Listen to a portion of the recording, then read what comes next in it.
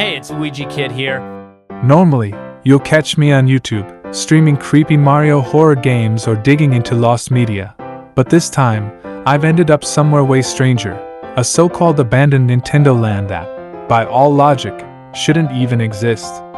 Supposedly, Nintendo Land opened up in 2021, this bright, sparkling theme park full of happy families and grinning mascots. But the place I'm walking through is nothing like that. Everything's decayed, overgrown, and falling apart, as if it's been left to rot since the late 90s. Creeping vines crawl up rusted pipes, the air smells like mold and dust, and the silence is so deep it feels unnatural. It makes no sense, right? How can a park that's only a few years old look like a relic from a lost era? I'm wandering deeper in, picking my way over broken bricks and toppled question blocks, and suddenly, this noise shatters the silence. Loud, echoing moans rolling through the park. I'm not exaggerating. I almost jump out of my skin, heart pounding.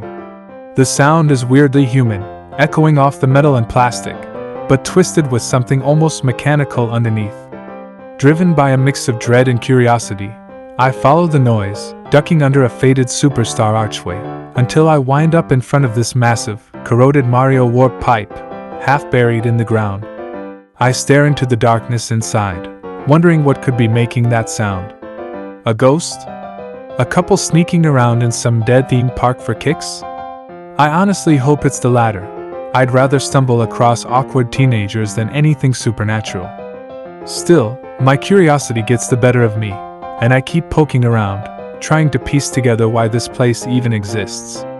Who built this park, and why did they abandon it? Why is there no record of it anywhere? The deeper I go, the more the questions pile up, nagging at the back of my mind.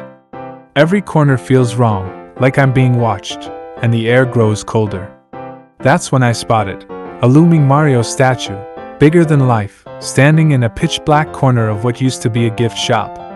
Its paint is peeling, its gloves are stained, and just as I'm about to turn away, I swear its eyes blink. For a split second, I see glassy black pupils glint in the dark.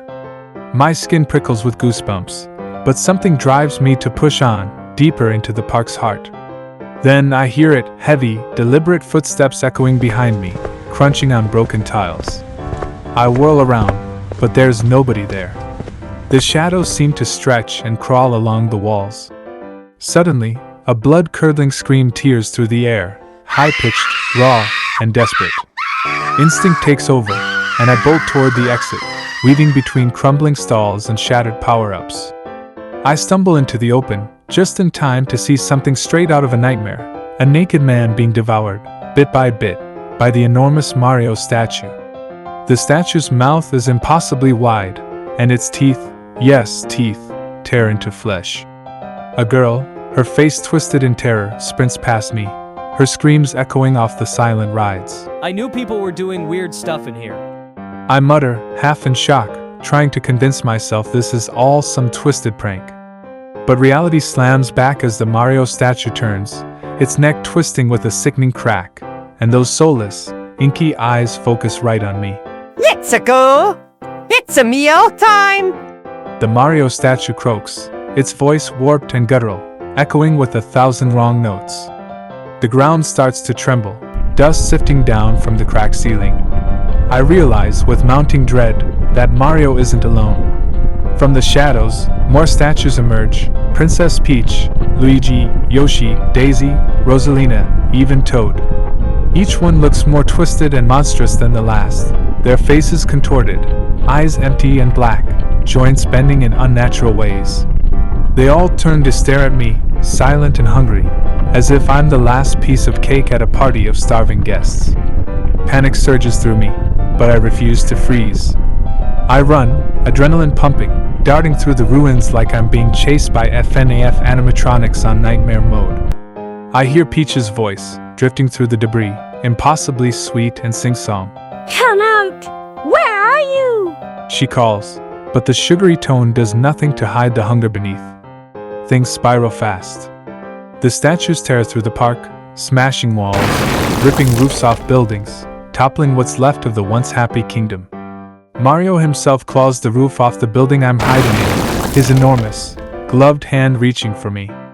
I try to scramble away, but he grabs me effortlessly, his grip cold and crushing, and tosses me into his gaping mouth. I'm certain it's the end. I brace for pain, for oblivion. But instead, I tumble through darkness and land hard on something soft and pulsating. The air here is thick and hot, and I realize I'm not in a stomach, but in some kind of warped, endless tunnel, a portal, maybe. I stagger to my feet, and what I see is worse than anything before. I'm standing in a hellish parody of Mario's world. The sky is red, the ground is slick and shifting, and everywhere I look, I see them, thousands, maybe millions, of Marios. Every version from every game, every era, their faces twisted and wrong, their eyes locked onto me.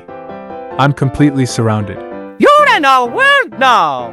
One of the Marios intones, his voice layered and echoing like a chorus of lost souls. Another one steps forward, dressed like a hitman, his gloved hands flexing. This is where Marios go when we die!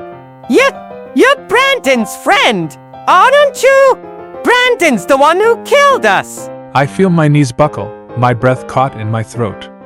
All I can do is gulp, realizing just how doomed I am. All because Brandon couldn't resist haunted games and cursed cartoons. Now I'm trapped in Mario's nightmare realm, a place where the game never ends, and the monsters are all too real.